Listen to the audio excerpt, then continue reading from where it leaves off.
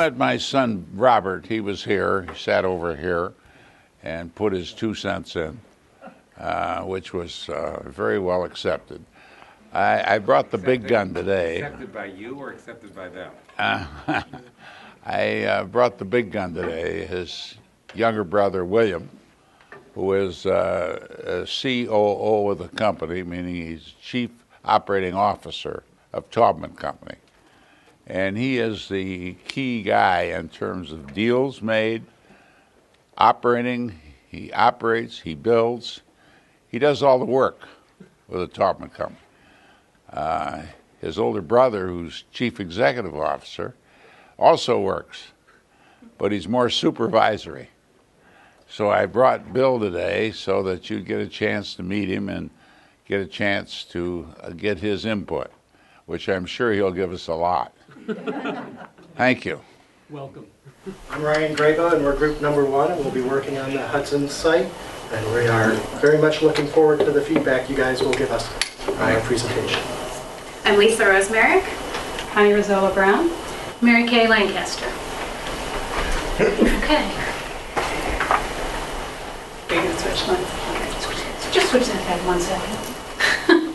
Just a brief history of the Hudson site that you probably know more about it than I do. You probably knew Mr. Hudson. It was constructed in 1911. It had 2.2 million square feet of space. It was one of the largest department stores in the world. It was the tallest. It had 51 elevators. It had a hospital in it. It had 17 floors of retail. I mean, it was a big shopping mecca. Unfortunately, it was sold in 1989. And it was imploded by the Downtown Development Authority in 1998. The implosion cost $15 million. Okay, here is the site as it sits today. It's pretty much empty. There's a parking garage below ground under there, accessed from those 2 ramps.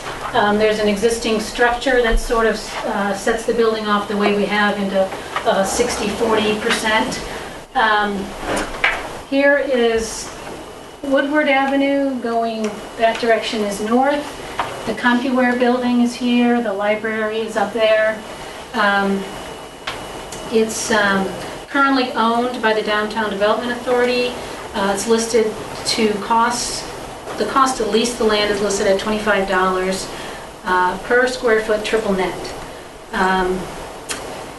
This 2-acre site has a nickname. It's called the Concrete Garden. It's kind of a blight in the area. It's zoned B5. It has a possibility of 360-foot height. That's kind of how it sits now. There's a couple, this is the Merchants Row lofts. There's the Elliott building, so there's a couple successful things around it. Maybe not as many as we would like. Going out to the regional part of this, here's the site here. This map is just showing the different kind of regions in the area. You've got Wayne State up here, so University District, Medical District. Here's the Eastern Market. Here's the casinos throughout. This small area, the smaller area called the CDB, the Central Business District, is reproduced over here. We have the People Mover that stops, closest one right there at the YMCA. And then closer by we have some other districts, the Sports and Entertainment, the hotel and conference area, the financial area. One of the things that the City of Detroit would like to do with this site is to activate the Woodward corridor. They'd like to see it reactivated with retail and on the bottom, lofts on the top, really to activate the city of Detroit to have a few more things going on. One of the main issues with the site and downtown Detroit in general is that there's a real and a perceived sense of it being unsafe. Let me repeat that. There's a sense of it being unsafe. No.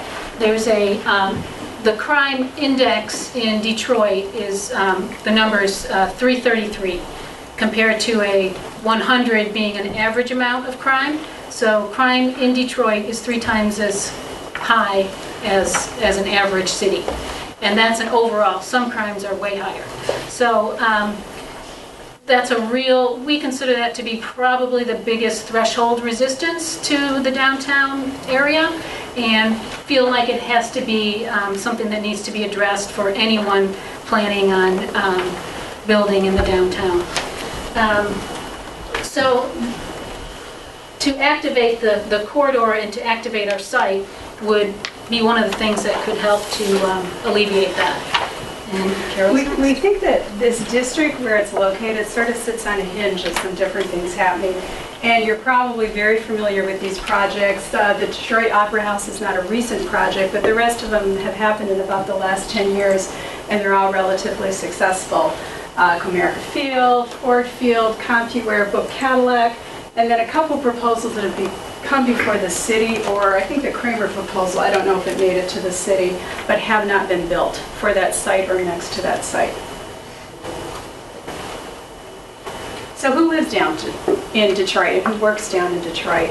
The studies that we've looked at show that the majority of people who live downtown Detroit are 25 to 35. They're professionals for the most part. They make a relatively good income. Because of their age and because of the kinds of professions they have, they're pretty interested in the edginess that might come with a downtown building. And there's also other areas that feed the downtown. And looking at areas that are oriented towards the downtown, possibly they grew up in that region, they have an affinity to the things that are down there. These are the regions that feed potentially this business district. So what makes a downtown a downtown? A lot of the things that are really needed in the downtown boil down to having a density. With a lot of density, there's a lot of things that can happen that promote businesses. And so looking at some of the uses, grazing, this was actually set at the CompuWare building the day we were there. Grazing is not really a compatible, use with what's around it, nor is agriculture. There's not enough land. There's a parking structure below it. It just doesn't make sense. The institutional does yield a density, but it's not a stable density. And if it's a government building, it's hard to imagine that the state of Michigan or the city of Detroit would have dollars to put into a new building. There's enough empty office space that to have a new speculative office space or something that would house an institution seems like a pretty pricey proposition. And we aren't seeing that a lot of the colleges and universities in the area want to expand at this point. And we did an informal survey of the people who live downtown, and their 2 biggest uses that they went for were grocery stores and a firing range. So, got that long corridor. So, going through the other 5 uses, these are just some of the data that we found, and Lisa's going to do some analysis of what this made sense to us. But this is looking at office buildings, and rental rates are about 65%. A third of the spaces are open. There's a lot of older buildings that could be fixed up. There is quite nice space like the CompuWare Tower. It's empty currently. Taking something that's a speculative building rather than having a client who comes in and says, I want you to build me a headquarters, seems like it would be a pretty risky proposition. Retail space.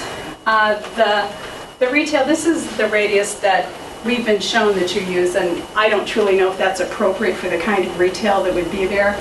But the income is the darker. The higher income is out here. This is a more moderate income. You can see there's not a lot of people with the kind of money to build a luxury retail center. Is that 8 Mile Road where that I don't know. That black line is? Do you know? Yeah, sure. Yeah, it's right around that Yeah, it's line. about 8 Mile. Yeah. Retail too takes a critical mass. People want choice, so to put up one store there and expect people to come to that, that seems a little dicey. So there's an understanding that there has to be a big enough space that makes it worthwhile. Hospitality, well, Cadillac is very successful. The casinos are not doing too badly. We know that Greektown had Chapter 11 recently, but whether that's due to the economy or management isn't really clear. But again, there's a lot of space that's available. There's a lot of rooms, there's a lot of conference area. The vacancy rate is at about 35%. It's hanging on that threshold where how viable are these going to be. Residential, this graph represents something that residential is doing that a lot of other sectors aren't doing, and in spite of the economy, it's continued to climb. The occupancy rate in downtown Detroit is around 94-95%. I don't know if it could get much better with that, with people moving in and out. The people who live there are renters.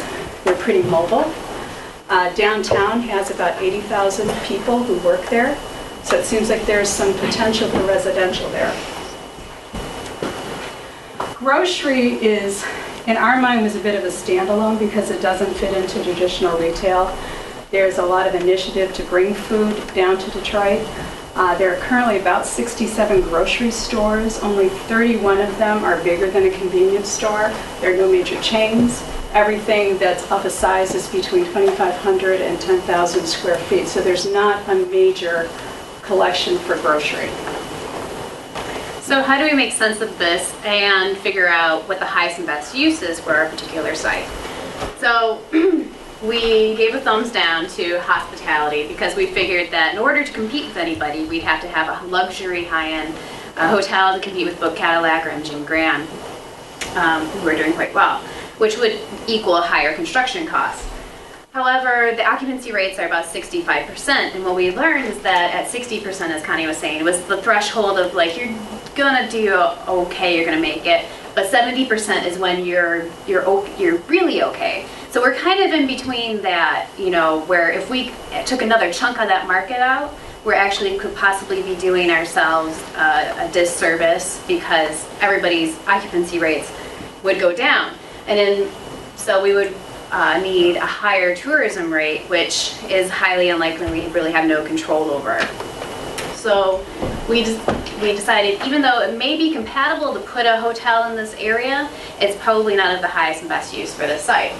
In addition to having a solid retail center such as shopping mall or a vertical shopping center like Water Tower Place in Chicago, we didn't have that critical mass of people that would provide a stable shopping experience in the site. And in addition, if you want that experience, you can go to Fairlane Mall, or if you want to drive 30 minutes to Somerset Mall for a luxury shopping experience, that's also available. Detroit has a large variety of shopping.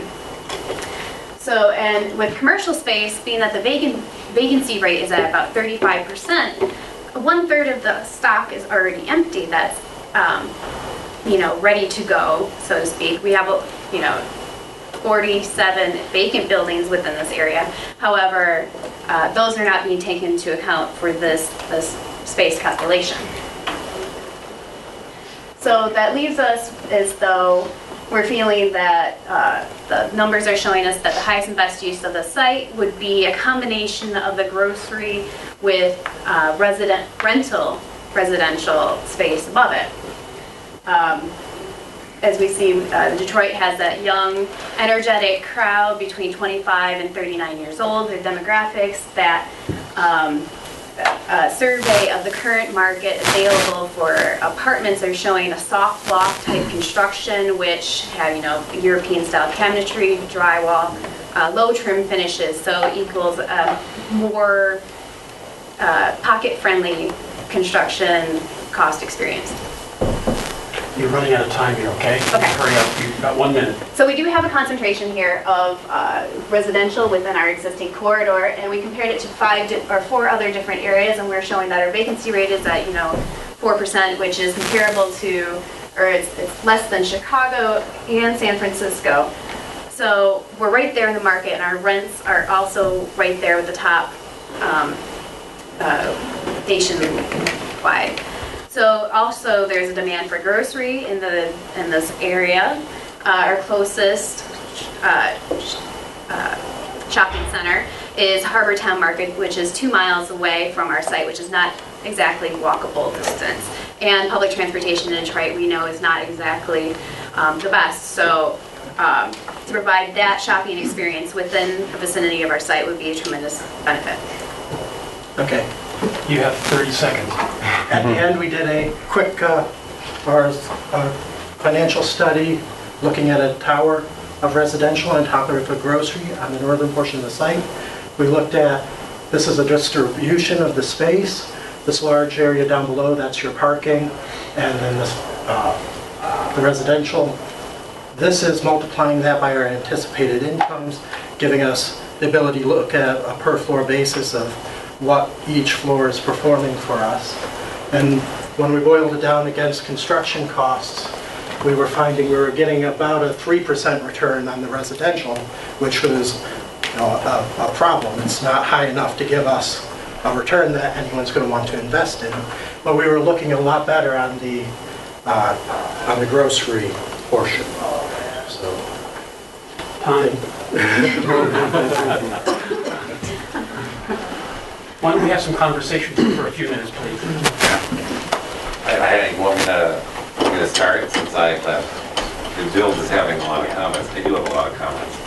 First of all, in principle, as a real estate developer, just to step back, we tend not to deal with averages because averages are like peanut butter. They sort of homogenize everything. What we tend to do, every market generally has a lot of everything. What we want to try and do is look at niches in the information that provide opportunity that the averages may not provide. So, just at the beginning, for instance, and just because, the second sort of generic comment I would make is just because something exists and has been proven to be successful, it doesn't mean that there continues to be further demand for it. It may be that you've satiated the market based on the supply that exists, and what may be an opportunity, there may be impediments that you can't overcome toward other forms of demand. So think of that as a background. So in terms of the office market, I agree with you, there's plenty of office space. However, you made a comment that is probably true at the moment, but isn't really true long term, which is that the CompuWorks building has vacancy in it. In fact, 100% of the space that is vacant today has been leased by Danny Gilbert at Quicken. And in fact, Quicken is now moving all of their people downtown and is looking for substantial additional office space as they move all their people from the market into downtown. The building is filled. Yeah. The I think I meant to say the Coca-Cola Tower, so, yeah. Oh, okay, yeah. Mistake on my But think part. about this, they're going to be looking for substantial office space around that building. That doesn't mean that there's a demand to build new buildings, but it does mean that the substantial portion of the Class A vacancy immediately surrounding the CompuWorks building should expect to be filled by them and the people that they create demand from who want to be next to them. Think of them as an anchor, just like They in a took shop. 250,000 feet, and their initial need was programmed at 400,000 feet. So there is not that means that he's going to go in there, and that it doesn't mean he may go out and build a building on his own. They offered him 2 sites, other sites, the city did, at a very, very reasonable amount. I think he'll fill existing space first. Yeah, But I think he will. what you're absolutely right about is that brings people downtown. So now let's look at I agree with on hotel. In general, I agree with on hotel. I think there's plenty of hotel rooms in downtown. There isn't any clear basis of demand, really, at this point, for additional hotel rooms. And that brings you to residential. There's no question that what has worked has been loft-type residential, that the basic customer is 25 to 35, but what you don't really address is the key reason for that, and that's schools.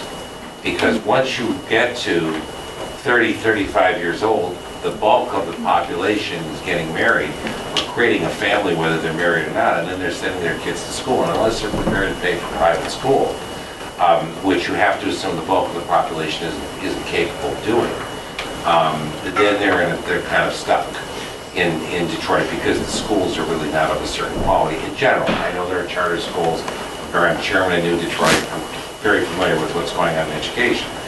But I think it's a tremendous issue in terms of a threshold issue for the customer coming into downtown. So one opportunity option you think about was building a school on this site to support residential development. You could build a charter school similar to what you did over at the CCS building. You may be able to create the opportunity, create a different type of residential demand if the school is of high quality, safe, etc. So it's just to decide to think about from a programming standpoint strategically for the community. Just because residential above a certain age doesn't exist, I think the biggest reason is the school reason. But that doesn't mean that there's no opportunity whatsoever. I think you want some mix of residential, would be my gut. Because what you need to do is some sort of a demand calculation. I would probably go to Quicken, try and understand the nature of their population based on age, married status, etc. And try and do a calculation of what sort of residential units they may want, try and figure out what percentage might want to live downtown, etc. Now they're going to create need for restaurants, which you don't really identify. You talk about food market, which is absolutely accurate. There's been a desire for supermarket downtown for as long as I can remember, almost since before he was working. Having said that, it's been very difficult to get the change because when Farmer Jack's was downtown, of course, they had a terrible experience in terms of their ability to pilferage and everything else. Now it's a different situation, but the national chains tend to be very conservative. They look at incomes. Now my final thing, and I know I got a lot of other things I could say, but I would not look at average household income. For instance, in our company, we don't really look at average household income as a measure. I'll give you an example. Our most successful and most valuable upscale center, the average household incomes are good but not great because we sit 5 miles from Newark. And the incomes in Newark lower the averages. So we have a market that's really a 270-degree market that has $150,000 to $250,000 average household incomes, even higher. And then we have a certain portion of the market in Newark that is really not our customer at all. It doesn't come to the shopping center at all.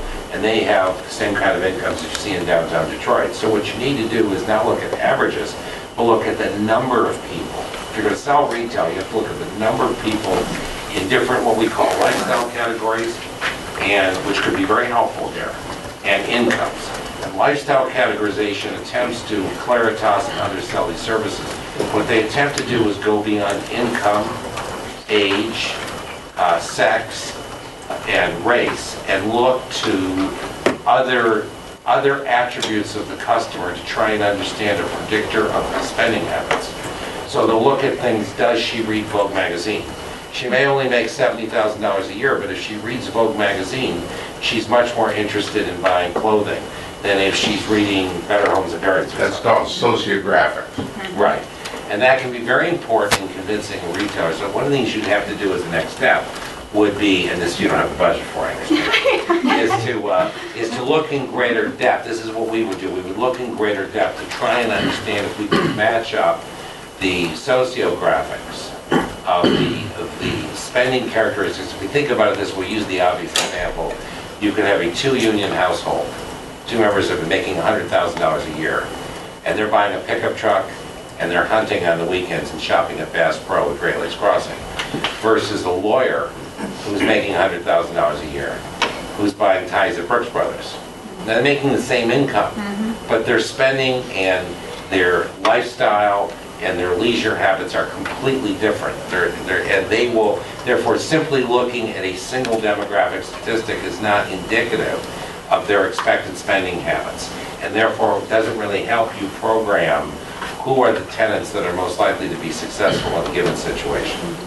So you need to just, that example sort of always crystallizes for us. We all live in a union, we all know plenty of union households that may have great household income in this market, but yet aren't buying ties at Brooks Brothers.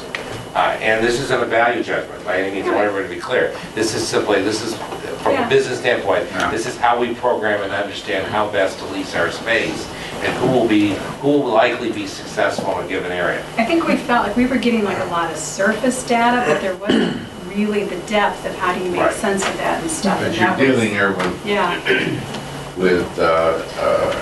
single nesters, you're dealing here not with children. Right, well, that was my point. There's no That's, you school. made that point, I think that's a very important point of this. We ran it, we built 800 units downtown, apartment units on Riverfront. Riverfront. We built that. Not happy with it, but we built it. And we lost a lot of money in that. We thought of it as a gift of the city is what we really looked like. Because we knew we were gonna lose going in. But early nesters, Empty nesters. empty nesters is what we ended up with. They're no, And young professionals. basically there are no children in those 800 apartments. They're all leased basically. But there are no children. Because someone with a child going to school has to think 3 times before they say, where are they going to school?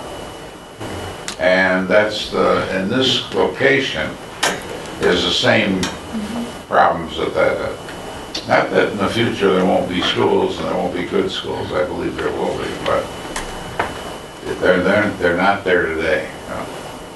Let me just say one thing, in terms of retail, you face certain challenges. That is, the retail that is in downtown is for the most part unsuccessful. And part of it is the Renaissance Center, which is set way off to the side, is badly planned, and isn't really customer friendly for anybody who isn't already working in the Ren Center ready. So it's sort of doomed for failure based on the planning, the initial planning, and the fact that it sits on the other side of Jefferson Avenue, so it doesn't synergistically communicate with the rest of downtown. But you leased it up, So so I got at least, I can lease it. I got at least. it was your fault. I got, of course, totally.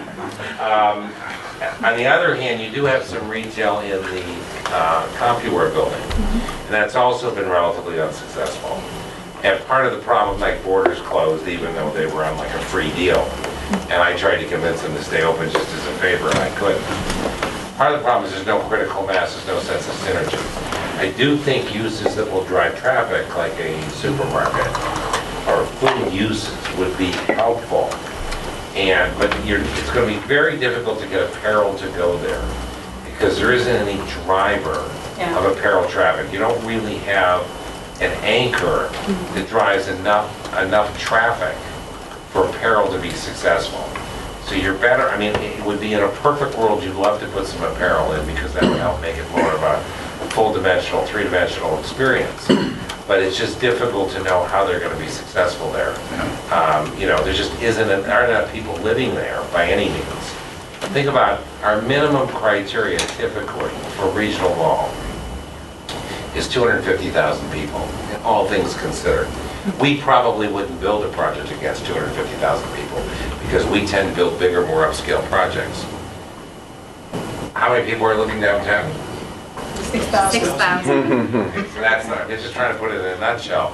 That's your problem, Yeah. is that, 12 Oaks has somewhere between 500,000 and 600,000 people in the trade area. Somerset really has the whole market. Partridge Creek, which is a little smaller, is still 400,000 or 500,000 people, but has less reach than 12 Oaks. So it's not even that you're close. It's like, how do you design retail around such a limited market? Now, it's a little bit false because you have these 80,000 people working, and you could do a coefficient that'll translate into what sort of spending habits you can expect from them and how they would spend money and how they would train. I gotta stop, okay? All right, stop. I'm done. Very good. They gave you the toughest job here. It's a tough job. We thought if you But could develop it, probably You're the guys that could do it. There's no question. Thank you. Let's go to group number 2. That was a very nice presentation. We do need to move along. Yeah, very nice.